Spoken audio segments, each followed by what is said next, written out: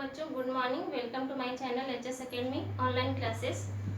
बच्चों, इस समय हम लोग वाच्य परिवर्तन पढ़ रहे हैं। वाच्य परिवर्तन में मैंने आपको सारी चीजें बता दिया है। वाच्य होता क्या है, वाच्य के कितने भेद होते हैं, किस तरह से कर्तृवाच्य क्या होता है, कर्मवाच्य क्या होता है, भाववाच्य क्या होता है, किस तरह से हम कर्तृवाच्य को कर्मवाच्य में बदलते हैं या फिर कर्मवाच्य को कर्तृवाच्य में बदलते हैं या फिर कर्तृवाच्य से हम भाववाच्य बनाते हैं। ये सारी चीजें हो चुकी थी। आज हम सारी चीजों का एक समरी आपको बता रहे हैं, इसको ध्यान से देखिएगा। जो आपके एमसीक्यू टाइप के क्वेश्चन आएंगे उसमें सबसे पहले आपका पूछेगा कि कर्तृवाच्य में प्रधानता किसकी होती है। तो जो कर्तृवाच्य में प्रधानता पूछेगा तो प्रधानता किसकी होती है, कर्ता की। कर्तृवाच्य में प्रधानता किसकी हो गई, कर्ता की। किस क्रिया का हम प्रयोग करते हैं कर्तृवाच्य में, तो जो क्रिया होती है वो सकर्मक और अकर्मक, सकर्मक और अकर्मक दोनों क्रियाओं का प्रयोग हम कर्तृवाच्य में करते हैं। यानी जो कर्म के साथ है वह भी कर्तृवाच्य है, जो कर्म के बिना है वह भी आपका क्या है, कर्तृवाच्य है। उसके बाद जो विभक्ति होती है, तो किस विभक्ति का प्रयोग हम कर्तृवाच्य में करते हैं, तो ने विभक्ति का प्रयोग करते हैं। किस विभक्ति का प्रयोग, ने विभक्ति का। कहीं ने विभक्ति होता भी है और कहीं इसका लोप हो जाता है।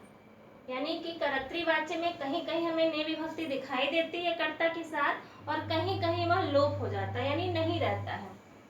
उसके बाद आपका जो क्रिया है वह किसके अनुसार चलती है, तो जो कर्तृवाच्य की क्रिया होती है वह किसके अनुसार चलेगी, तो कर्तृवाच्य की क्रिया किसके अनुसार चलेगी, कर्ता के। किसके अनुसार, कर्ता के लिंग, वचन एवं पुरुष के अनुसार चलती है। किसके अनुसार, कर्ता के लिंग, वचन एवं पुरुष के अनुसार चलती है। कर्तृवाच्य से इतने सारे जो एमसीक्यू क्वेश्चन आपके बनेंगे, प्रधानता पूछेगा तो कर्ता हो जाएगा। किस क्रिया का प्रयोग किया जाता है, तो सकर्मक और अकर्मक दोनों क्रिया का प्रयोग आपका कर्तृवाच्य में किया जाता है। विभक्ति कौन सी होती है, ने होती है। और जो क्रिया होती है किसके अनुसार चलती है, तो वह क्रिया कर्ता के लिंग, वचन और पुरुष के अनुसार चलती है। दूसरा आ गया आपका कर्मवाच्य। कर्मवाच्य में अगर हम प्रधानता देखेंगे तो किसकी प्रधानता हो जाएगी, कर्म की प्रधानता। कर्मवाच्य में प्रधानता किसकी होगी, कर्म की प्रधानता। जो क्रिया होती है वह कौन सी होती है, केवल सकर्मक क्रिया होती है। कौन सी क्रिया होती है, केवल और केवल सकर्मक क्रिया का प्रयोग कर्मवाच्य में किया जाता है। उसके बाद जो विभक्ति होती है, कौन सी विभक्ति का प्रयोग हम करते हैं कर्मवाच्य में, तो कौन सा हो जाएगा, से का और के द्वारा का। किस विभक्ति का प्रयोग हम करेंगे, से का और के द्वारा का। और हमने आपको कई बार बताया है कि जो से होता है वो निषेधवाचक वाक्य में प्रयोग किया जाता है और जो के द्वारा होता है वो विधानवाचक वाक्य में प्रयोग करते हैं। उसके बाद जब हम कर्तृवाच्य से कर्मवाच्य बनाते हैं, कर्तृवाच्य से जब हम कर्मवाच्य में परिवर्तन करते हैं तो क्या करते हैं, जो मुख्य क्रिया होती है, मुख्य क्रिया किसमें परिवर्तित किया जाता है, सामान्य भूतकाल में। किसमें परिवर्तित किया जाता है, सामान्य भूतकाल में। और जाना क्रिया का प्रयोग हम करते हैं काल के अनुसार। कर्मवाच्य में जाना क्रिया का प्रयोग किया जाता है काल के अनुसार। जिस तरह का काल होता है उसी तरह से जाना क्रिया का प्रयोग किया जाता है। ये सारी चीजें हमने आपको बता दिया है। उसके बाद एक और चीज है, जैसे हमने आपको अभी बताया कि कर्तृवाच्य की जो मुख्य क्रिया होती है किसके अनुसार चलती है, कर्ता के लिंग, वचन एवं पुरुष के अनुसार चलती है। लेकिन जब कर्मवाच्य की क्रिया होगी वह किसके अनुसार चलेगी, तो कर्मवाच्य की क्रिया कर्म के लिंग, वचन किसके अनुसार, कर्म के लिंग, वचन एवं पुरुष के अनुसार चलती है। ये सारी चीजें हमने आपको बता दिया है। फिर से एक समरी बता रहे हैं आपको कि जो कर्तृवाच्य की क्रिया होती है वह कर्ता के लिंग, वचन एवं पुरुष के अनुसार चलती है। जो कर्मवाच्य की क्रिया होती है वह कर्म के लिंग, वचन एवं पुरुष के अनुसार चलती है। तीसरा आपका आता है भाववाच्य। भाववाच्य में अगर प्रधानता देखेंगे तो किसकी हो जाएगी, प्रधानता आपकी किसकी होगी, भाव की प्रधानता होती है। ठीक, उसके बाद विभक्ति अगर हम इसमें अगर क्रिया देखेंगे तो कौन सी क्रिया होगी, केवल और केवल अकर्मक क्रिया का प्रयोग किया जाता है। किस क्रिया का प्रयोग किया जाता है, केवल और केवल अकर्मक क्रिया का प्रयोग किया जाता है। विभक्ति हम देखेंगे तो इसमें भी से और के द्वारा का प्रयोग किया जाता है, लेकिन ज्यादातर किसका प्रयोग किया जाता है, से का प्रयोग किया जाता है। क्योंकि भाववाच्य जो वाक्य होता है ज्यादातर वो निषेधवाचक वाक्य ही होता है। ठीक, इसकी भी मुख्य क्रिया होती है वह किसमें होती है? सामान्य भूतकाल में ही होती है, सामान्य भूतकाल में होती है। लेकिन इसकी जो क्रिया होती है, जो यहाँ पे हमने क्रिया पढ़ा, कर्ता कर्तृवाच्य में क्रिया कर्ता के लिंग वचन पुरुष के अनुसार चलती है, कर्मवाच्य की क्रिया कर्म के लिंग वचन और पुरुष के अनुसार चलती है। लेकिन भाववाच्य की जो क्रिया होती है वो कैसी होती है? भाववाच्य की क्रिया सदैव, सदैव मतलब हमेशा, एक वचन में होती है, पुल्लिंग में होती है और अन्य पुरुष में होता है। किसमें होता है? एक वचन, पुल्लिंग, अन्य पुरुष।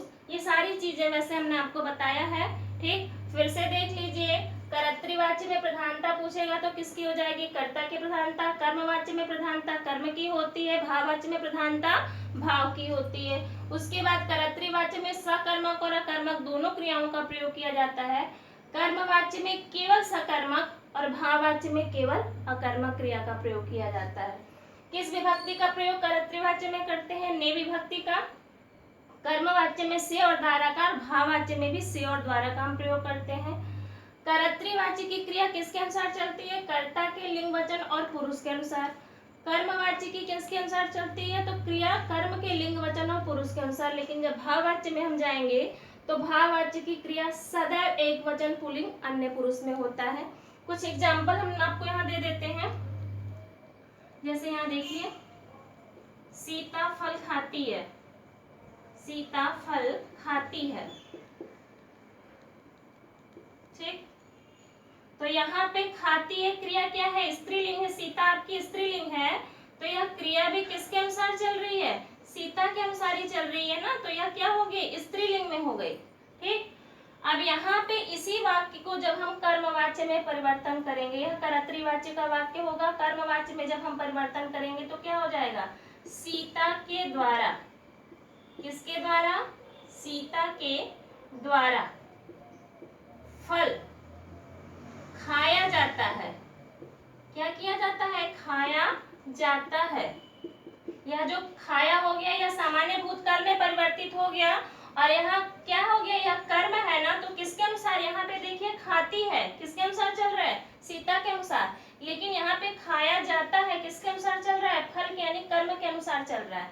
लेकिन यहाँ से हम अब अकर्मक करेंगे तो इसी वाक्य को कर दे सीता खाती है, सीता खाती है।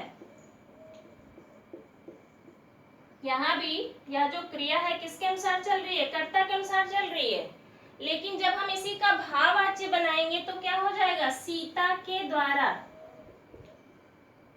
सीता के द्वारा या सीता से का भी हम प्रयोग कर सकते हैं भाववाच्य में। सीता के द्वारा खाया जाता है। क्या किया जाता है? खाया जाता है। एक वचन में हो गया, पुल्लिंग में हो गया, अन्य पुरुष में हो गया। ठीक, यहाँ पे स्त्रीलिंग था लेकिन फिर भी अगर इसी को हम बहुवचन भी बना देते हैं कि बच्चे खाते हैं, बच्चे खाते हैं, बहुवचन का हो गया ये वाक्य। जब हम इसका भाववाच्य बनाएंगे तो क्या हो जाएगा? बच्चों से खाया जाता है। यानी कि यहाँ एक वचन था तो भी खाया जाता है, यहाँ बहुवचन है तो भी क्या किया जा रहा है? खाया जा रहा है। क्या हो गया? क्रिया किसमें है? सदैव एक वचन में, पुल्लिंग में है और अन्य पुरुष में ही है। तो आई होप कि ये सारी चीजें अब आपको क्लियर हो गई होंगी। एक और उदाहरण देख लीजिए। राम कविता पढ़ता है, राम कविता पढ़ रहा है कर देते हैं। अब इसको हम कर्मवाच्य में बदलेंगे तो क्या हो जाएगा? राम के द्वारा कविता पढ़ी जा रही है। क्योंकि यहाँ पे कर्म है, कर्म क्या है? स्त्रीलिंग है। कर्म आपका क्या हो गया है? स्त्रीलिंग हो गया है। तो क्रिया भी क्या हो गई है? स्त्रीलिंग हो गई है। किसके अनुसार चल रही है? कर्म के अनुसार चल रही है। जबकि यहाँ किसके अनुसार चल रही है? क्रिया कर्ता के अनुसार चल रही है, राम के अनुसार चल रही है। तो आई होप कि अब आपको ये सारी चीजें अच्छे से क्लियर हो गई होंगी। कर्तृवाच्य क्या होता है, कर्मवाच्य क्या होता है, भाववाच्य क्या होता है। ये सारी चीजें हमने आपको 1 बाय 1 भी अच्छे से एक्सप्लेन किया विथ एग्जाम्पल। और आज हमने आपको ये समरी बता दिया। जितने सारे MCQ क्वेश्चन आपके आ सकते हैं, इससे ज्यादा आपका कुछ भी नहीं आएगा। अब नेक्स्ट क्लास में हम फिर से मिलेंगे, तब तक के लिए जय हिंद, जय भारत।